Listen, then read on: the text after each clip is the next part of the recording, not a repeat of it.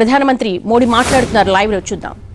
मौसम में हम में से अधिकांश लोग अपनी जिम्मेदारियों को निभाने के लिए फिर से जीवन को गति देने के लिए रोज घरों से बाहर निकल रहे हैं। त्योहारों के इस मौसम में बाजारों में भी रौनक धीरे धीरे लौट रही है, लेकिन हमें ये भूलना नहीं है कि लॉकडाउन भले चला गया हो, वायरस नहीं गया है।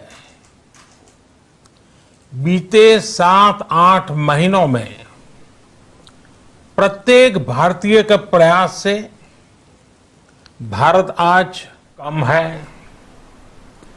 भारत में जहां प्रति 10 लाख जनसंख्या पर करीब 5,500 लोगों को कोरोना हुआ है, वहीं अमेरिका और ब्राजील जैसे देशों में ये आंकड़ा 25,000 के करीब है।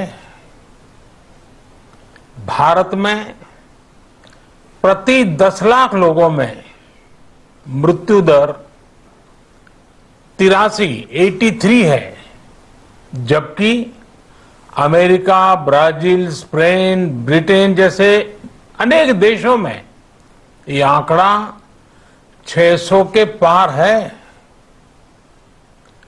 दुनिया के साधन संपन्न देशों की तुलना में भारत अपने ज्यादा से ज्यादा नागरिकों का जीवन बचाने में सफल हो रहा है।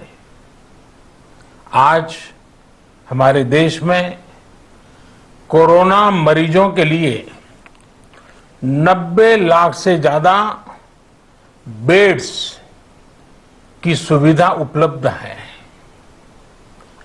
12,000 क्वारंटाइन सेंटर्स है। कोरोना टेस्टिंग की करीब 2,000 लैब्स काम कर रही है। देश में टेस्ट की संख्या जल्द ही 10 करोड़ के आंकड़े को पार कर जाएगी। कोविड महामारी के खिलाफ लड़ाई में टेस्ट की बढ़ती संख्या हमारी एक बड़ी ताकत रही है। सेवा परमो धर्म के मंत्र पर चलते हुए हमारे डॉक्टर, हमारे नर्सिस, हमारे हेल्थ वर्कर्स, हमारे सुरक्षाकर्मी और भी सेवा के भाव से काम करने वाले लोग इतनी बड़ी आबादी की निस्वार्थ सेवा कर रहे हैं। इन सभी प्रयासों के बीच ये समय लापरवाह होने का नहीं है। ये समय ये मान लेने का नहीं है कि कोरोना चला गया या फिर अब कोरोना से कोई खतरा नहीं है।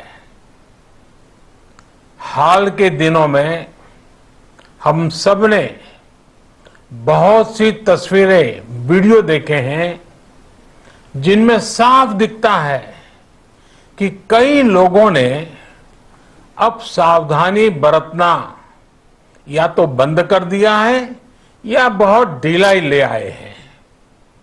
ये बिल्कुल ठीक नहीं है। अगर आप लापरवाही बरत रहे हैं, बिना मास्क के बाहर निकल रहे हैं, तो आप अपने आप को, अपने परिवार को,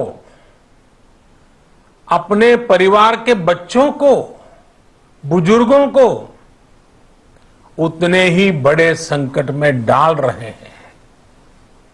आप ध्यान रखिए, आज अमेरिका हो या फिर यूरोप के दूसरे देश, इन देशों में कोरोना के मामले कम हो रहे थे, लेकिन अचानक से फिर से बढ़ने लगे हैं और चिंताजनक वृद्धि हो रही है। साथियों, संत कबीरदास जी ने कहा है, पक्की खेती देख के गर्व किया किसान, अजहू जोला बहुत है, घर आवे तब जान। अर्थात कई बार हम पकी हुई फसल देखकर ही अति आत्मविश्वास से भर जाते हैं कि अब तो काम हो गया, लेकिन जब तक फसल घर न आ जाए तब तक काम पूरा नहीं मानना चाहिए। यही कबीरदास जी कह के गए हैं। यानी जब तक सफलता पूरी न मिल जाए, लापरवाही नहीं करनी चाहिए।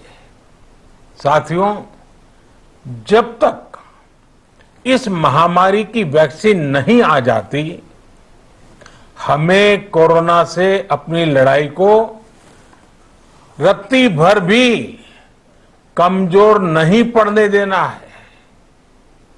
बरसों बाद हम ऐसा होता देख रहे हैं कि मानवता को बचाने के लिए युद्ध स्तर पर पूरी दुनिया में काम हो रहा है।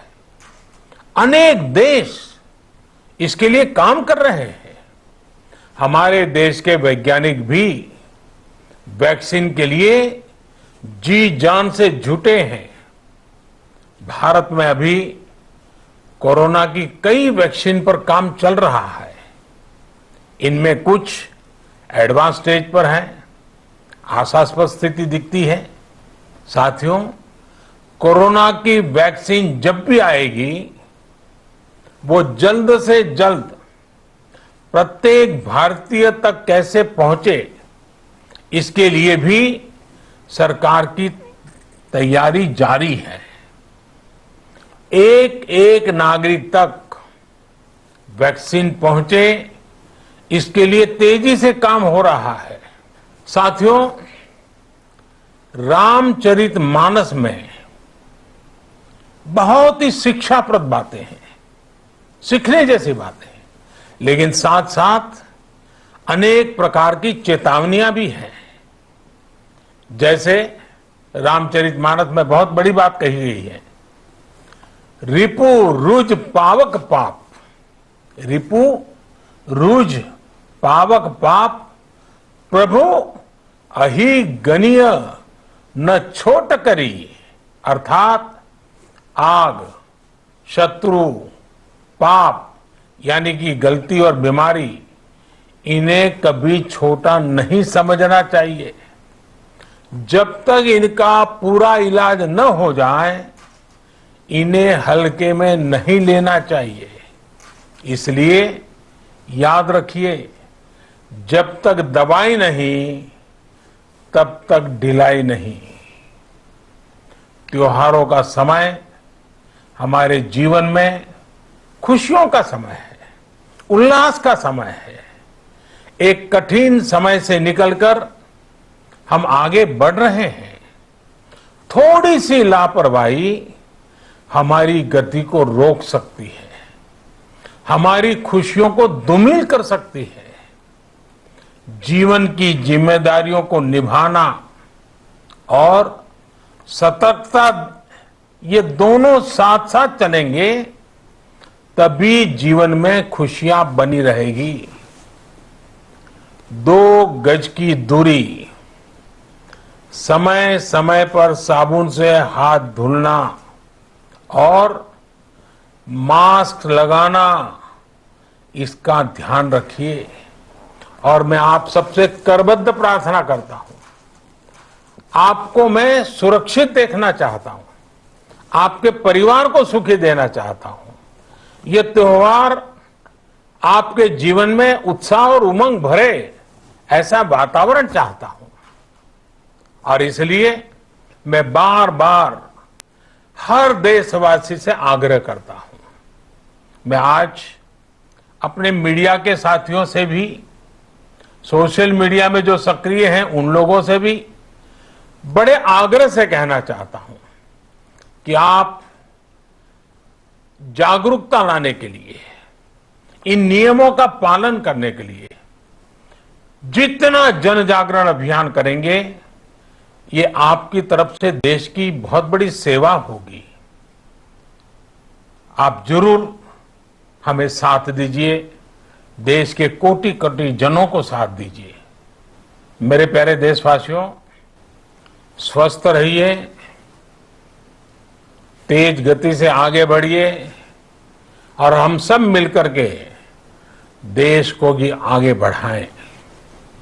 इन्हीं शुभकामनाओं के साथ नवरात्र, दशहरा, ईद, दीपावली, छठ पूजा, गुरु नानक जयंती समेत सभी त्योहारों की सभी देशवासियों को एक बार फिर से बहुत बहुत बधाई देता हूं।